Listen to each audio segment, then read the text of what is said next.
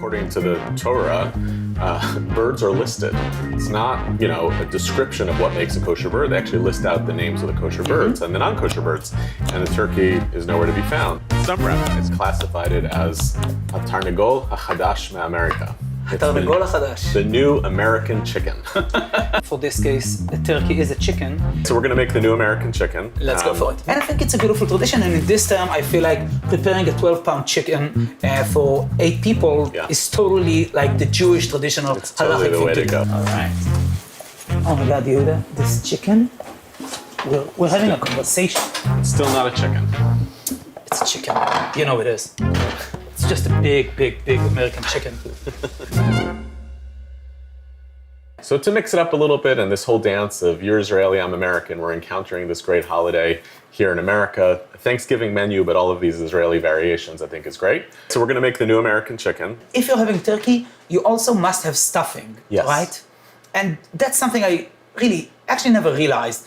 Because you cook the stuffing separately from the turkey? Yes, we cooked the stuffing separately from the turkey. But then it's not stuffed, right? It's like... Correct. It's a misnomer, stuffing.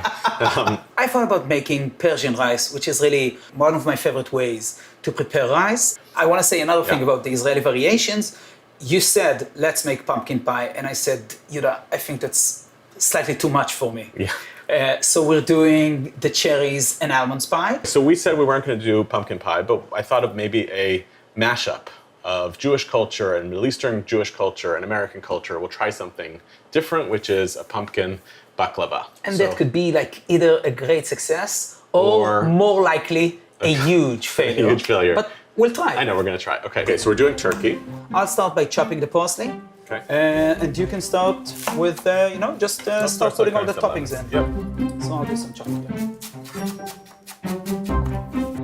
One of the things you were saying to me before, Nissimmi, is that you have an appreciation about Thanksgiving as someone who lives in a society that doesn't quite have it. So I'm curious what it is that you see that's interesting to you or appealing to you as a Jew in Israel, where there's plenty of holidays. We have plenty of holidays in Israel, but actually, except of Yom HaAtzmaut, we don't have any kind of civil holiday.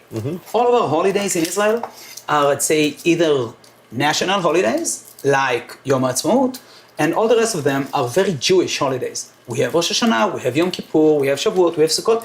We don't have any kind of civil holiday. And I think that's something very powerful when you're building a state that's based on immigrants. How can you create a holiday that really includes everyone? Right. And I think that's something very, very powerful that unfortunately we don't have enough of it in Israel. Yeah, it also has complicated implications for the citizens and residents of Israel who are not Jewish. Because the absence of either a holiday that is, shared religion in general, but even shared nationalism. Exactly. Just having something that's about our whole society coming together, you miss out on something very significant. Thanksgiving becomes a way of being American, like everybody else. It didn't require you to go to church, didn't require you to take on Christian symbolism. You could stay as Jewish as you are. Correct, and it echoes with Jewish ideas that American Jews like about gratitude and about neighborliness and about, patriotism. Thanksgiving is a way to kind of blend between these commitments. I'm still very Jewish, and at the same time, I live with, alongside, I can be part of something else, and I haven't compromised anything throughout.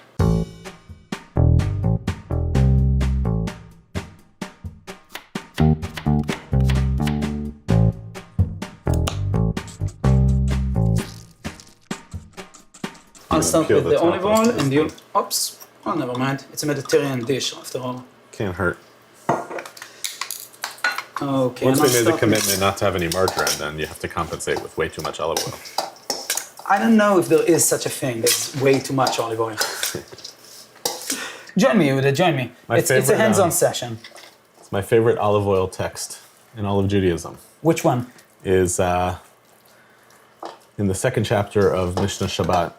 It talks about what you can use to light the Sabbath lamps. Right? It lists a whole bunch of different fats and flammables, right? Some of which are nicer and some of which are not, and the rabbis debate what you're allowed to use. You can use exactly, naphtha, and a lot oil, of it has to do with the question of, not just what's flammable, but also what's going to make for a nice Shabbat atmosphere. Because In terms of respecting it and smelling the way Shabbat should smell. Right? You know, what if you use fish oil? Your house is going to smell like fish.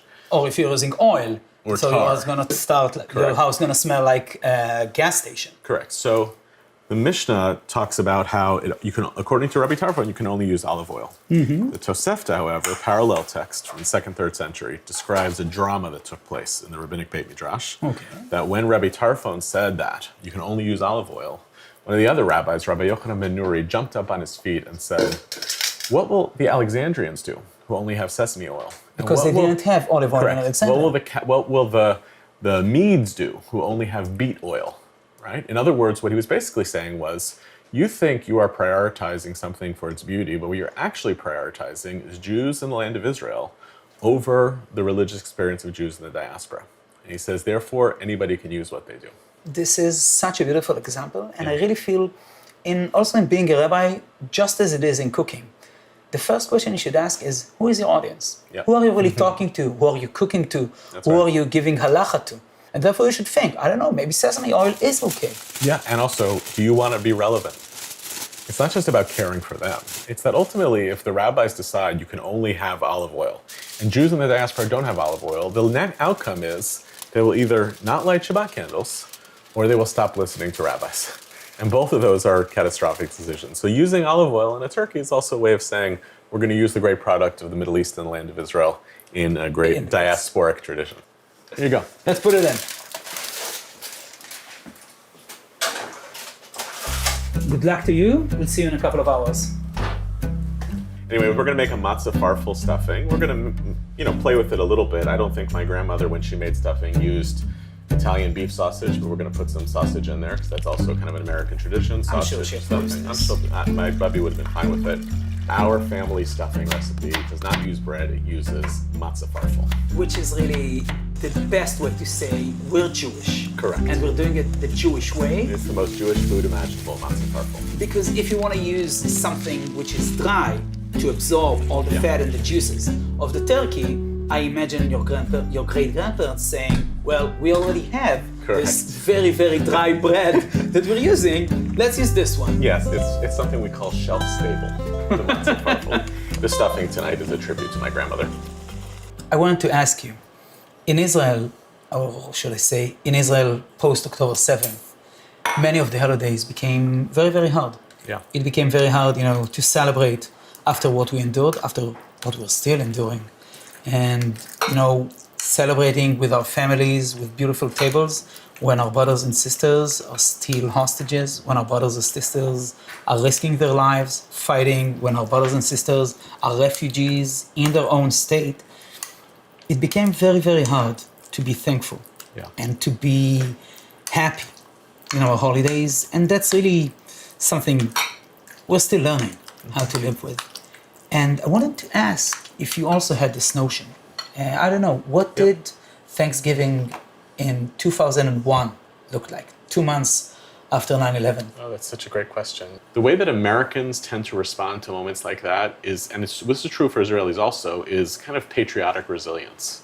Great, we're all here, we're all together. We're in this together. The difference really was after 9/11, after the terror attack of 9/11, Americans fought a war, 2 wars actually, that were thousands of miles away.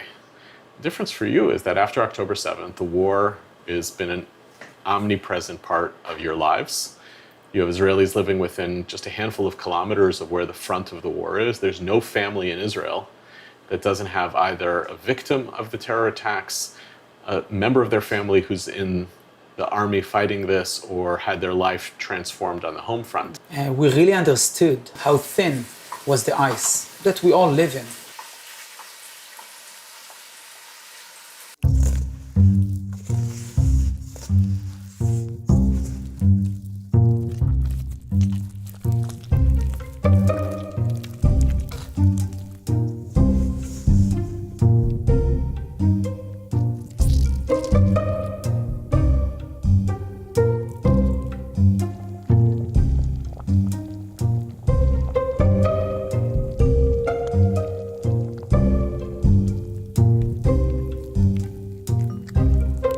I'll open it and you'll take out the turkey.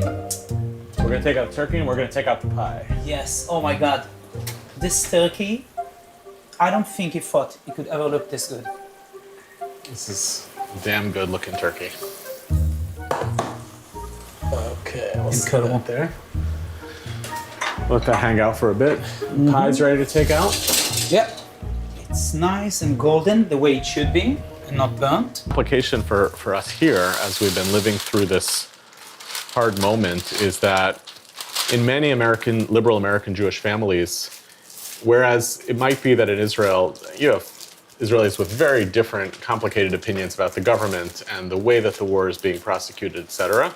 But home may feel like the place where we can come together and at least be together. And for a lot of American Jewish families, there are deep generational divides about Israel. And so moments like Passover and moments like Thanksgiving are not the times where we only get together and appreciate that we're all kind of in this together.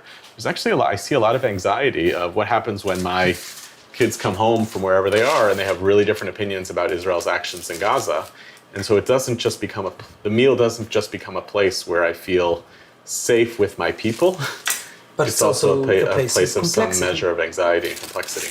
And I think our people is supposed to be good at this. You know, that's what Passover always has been, is you get together with your uncle one time a year and argue. But to feel as though we're all together with some measure of kind of shared gratitude for something, or that we are all participants in the same story in a particular way, it feels a little dicier, I think, for Americans right now in a very divided country politically, and also in the Jewish community with growing divisions around Israel. I did that badly. Never mind. I won't tell anyone. Yeah. Did you catch that on camera?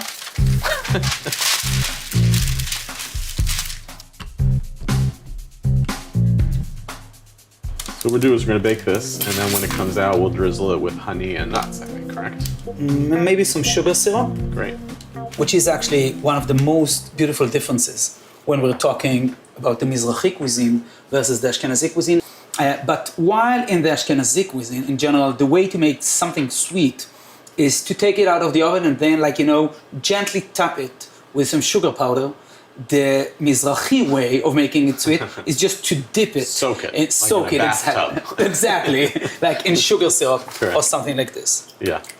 Look, I work all the time talking and thinking about Jewish peoplehood. And one of the things that, and it's very theoretical, it's a cerebral exercise, because actually the Jewish people is a weird concept, right? That you have a people that thinks of itself as a collective, even though it doesn't behave as one, doesn't speak the same language, doesn't believe the same things, doesn't practice the same things, lives in different places, right? Had very all the different things histories. that really define. Right, that usually define most peoples don't really apply to the Jewish people. And so I've spent a lot of time thinking about that conceptually. And Israelis have this all the time because Israeli society has really fully blended these cultures in the music and in the food and in families. But for American Jews, you actually have to work on it. You have to expand your families, you have to build relationships, because you can, based on how American Jewry is organized, you can stay pretty enclaved. Like if you live in a suburban Orthodox or conservative community, it's all Ashkenazi, And you can just all live Eastern there. European, and it weirdly, as a diaspora community, you can wind up with deep intra-diasporic biases. Israel, of course, there's tensions between Ashkenazim and Mizrahim and Sephardim. They exist. But there's a certain way in which it's just part of your life. If you're an Israeli kid growing up, there's no inconsistency between schnitzel and falafel and malawach. They're just all part of the same cuisine and culture. It's part of the Israeli cuisine, and everyone eats that. That's right. I'm tasting this. Go for it, you really should. I want to taste it as well. Give it some. I mean,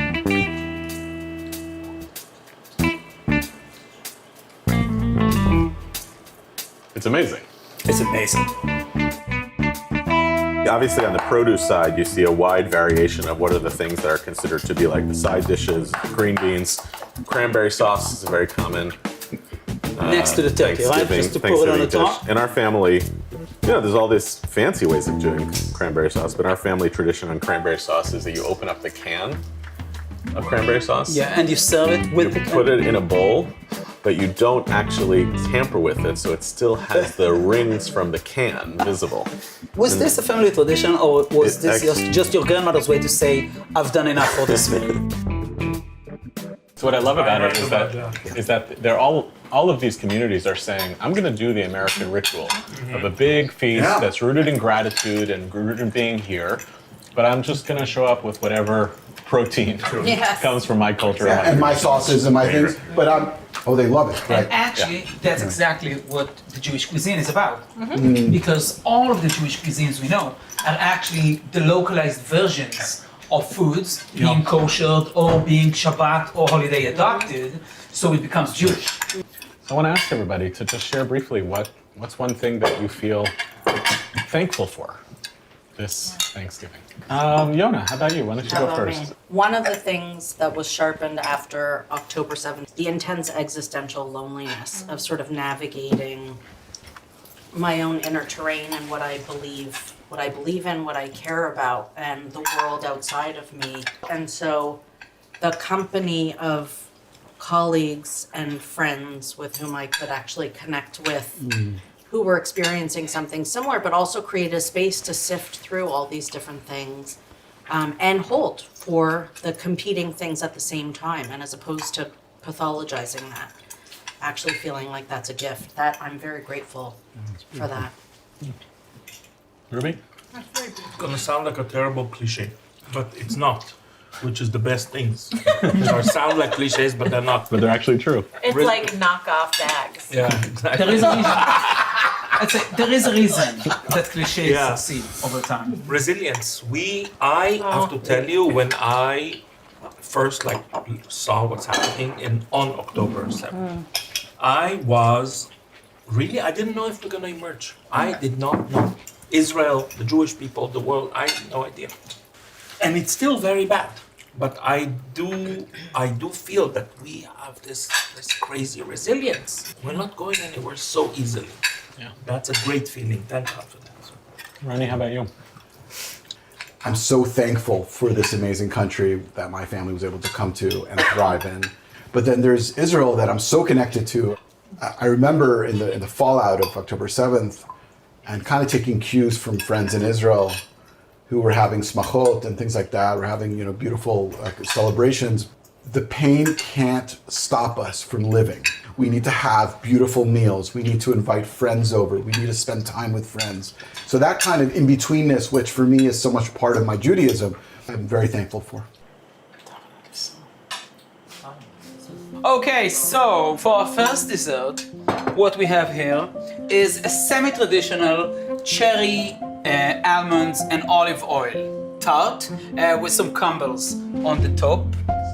Baked, by the way, on a cast iron skillet, which is like the most American cooking instrument. And Yehuda? And here we have an experiment, a compromise about pumpkin pie in the face of a pumpkin pie skeptic. And we Hater, you can say hater. We came up with a pumpkin baklava with honey and walnuts and pistachio. So, b'te'avon, everybody.